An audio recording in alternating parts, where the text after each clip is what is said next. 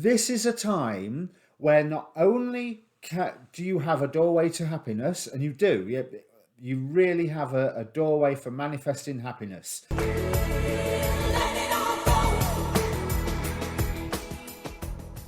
Hi, my name's Dee and welcome to Sunchild Tarot. Now, I've been saying in my recent videos that I'd wanted to look at Mars ingress Capricorn as Mars enters the sign of Capricorn, which is now like a week and a bit ago. Mercury retrograde happened to me. I've had some technical issues and some other commitments as well. So I'm now doing Mars transit Capricorn readings, and that's what today's reading is going to be. It's a bulk introduction as usual. There'll be a timestamp down below for you to fast forward to the actual reading. Again, I would advise watch your sun, your moon, your rising sign, and if you know where your Mars is, watch your Mars sign as well. Mars is exalted in Capricorn. Mars is empowered in Capricorn. Saturn is at home there, but Mars is made incredibly welcome and worshipped. That Martian energy will help us push forward in a great way. So what I'm planning on doing is an oracle card spread. I would normally say the reading is for you or it isn't, but it's an oracle card spread. Take what is useful for you, consider the rest. But that's what I'd say about the whole reading. Even if it is for you or if it isn't, consider it all. Take what is useful and consider the rest. And if you normally in my tarot readings, I'd say it comes as a job lot, and that's why I want you to consider it, because it may well be that if there's a bit of it that's not for you, it's all not for you. Shouldn't apply today, however. Oracle cards with tarot guidance. You can ask a question with this one. So pause the video if you have to. Think about all the questions that are around you. Choose one of them, especially anything related to something that you are wanting to push forward in your life. Or something about changing the structure of your life, and we'll see what the oracle cards say. All the other details are in the description down below, plus a link to getting a free birth chart. Plus, while you're down there, press the subscribe button. Right, let me bring up the cards. There are two very distinct energies appearing here in your reading, Sagittarius. But I'm going to start with the best one, which is the energy that defines the reading. We have the Sun, as you're well aware, the best card in the tarot deck, the happy, happy, joy, joy card. We have that clarified by the Five of Keys, wishes fulfilled, and again clarified by the Knight of Wands. So this is a time where not only do you have a doorway to happiness, and you do, you really have a doorway for manifesting happiness. So there's the terms of wishes fulfilled, like the Nine of Cups, of what you wanting coming around, but there's also the idea of what you didn't know that you want coming around as well. And when it comes, it will be fast. But there's a warning going on here. One thing I want to say is chill out, relax, play. And it says here, play, have fun, celebrate, don't be so serious. And there is some seriousness here. In this almost central row, we have playing it safe, clarified even by the Archangel Raphael, who in this particular deck, the Akashic Tarot, is all about healing family wounds. And that is then again clarified by the Eight of Swords, the trapping yourself in anxiety. And this time, I can often spin the Eight of Swords into a positive meaning. I like the Eight of Swords. It has a lot of pleasant ways of reading it, some quite empowering ways of reading it. Yeah, not this time. You have the risk of trapping yourself in anxiety. And I think that is, if you are playing it safe and you are not taking the risk, if you are not taking the risk of whatever it is that's quite possibly a family issue or a deep-rooted emotional issue here, and you're going, no, I'm going to protect myself, even more if you're wanting to set things right. Now's not the time for setting things right. If there's something that you are wanting to set things right with, we have Hahuya with protection and Mahasya with rectification on the angelic side of these cards. But the underside here, unrestrained living from Marbas. Bear in mind, both of these cards came out reversed. The other one's criminal enterprise, by the way. But I did get that the protection bit is more important.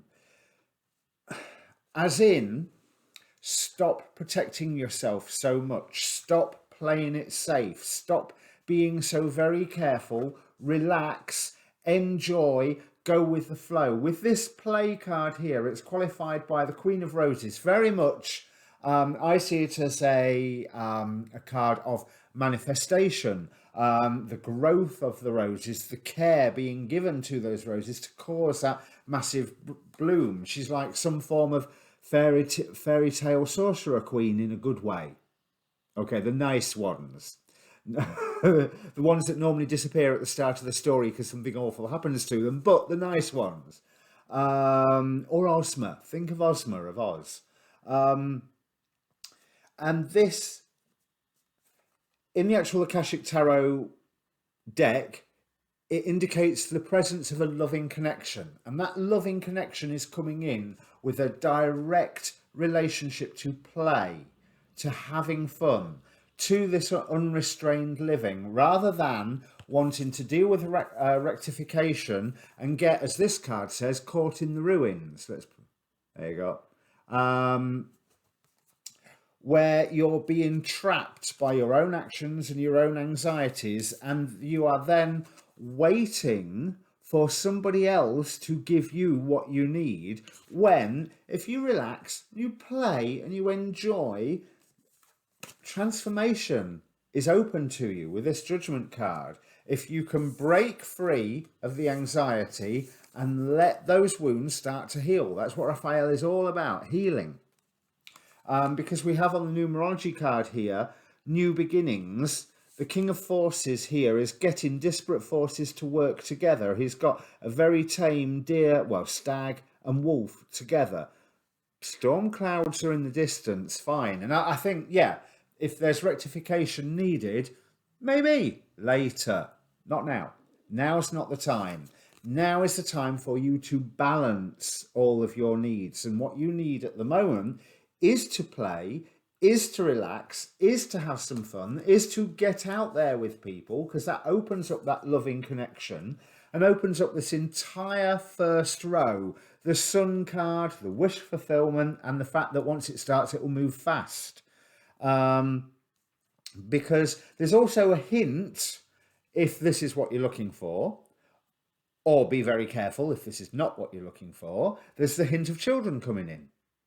With the Sun card, the Sun can represent a pregnancy, or the influence of children.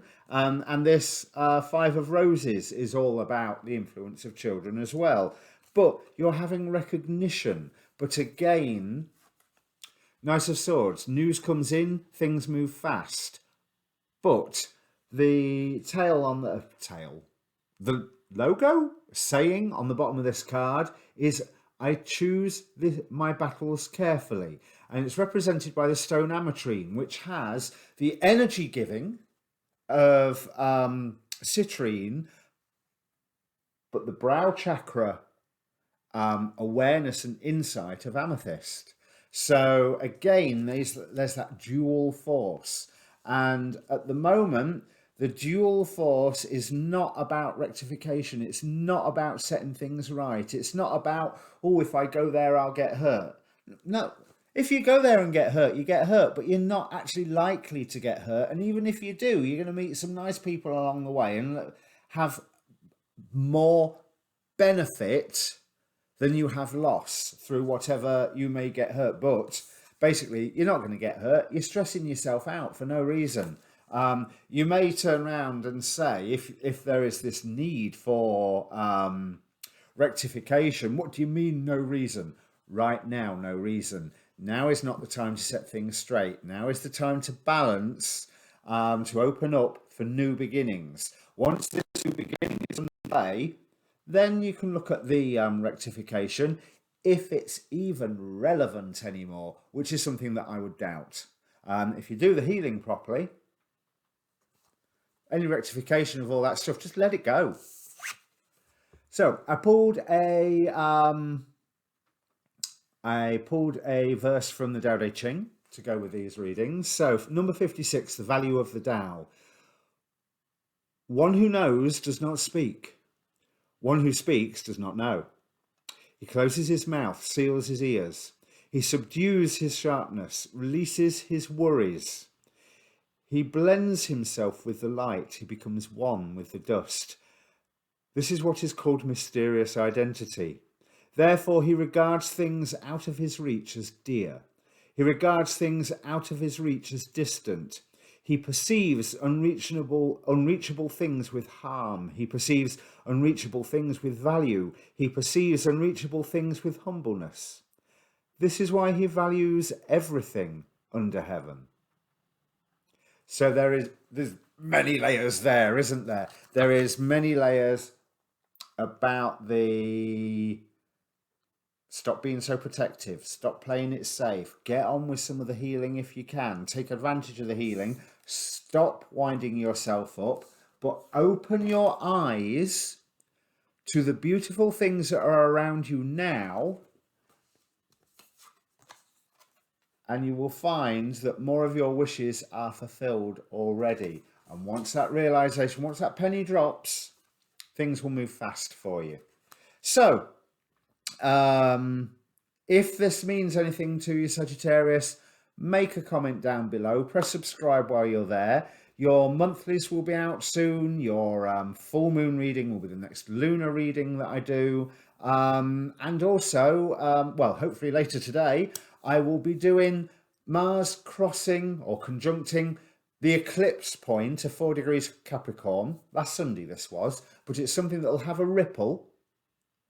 And it will take that ripple a while to manifest. So I'm not worried about doing it a week late because, well, not a week, but I got Mercury retrograded, as you know. But I'm not worried about doing it a week late because it's going to take some time to manifest. Even though Mars is quite a fast-acting energy, when it hits, it'll be fast-acting, as we've got here. I mean, this is all about Mars going through Capricorn. So we've got that point. Maybe that's the solar eclipse point magic. We'll find out if you tune into that reading. So, hi, same back time, same back channel. But in the meantime, good luck with this. Relax, play. Simple as that. Have some fun, play. You'll be surprised the benefit you'll get from it. All right? Cheers.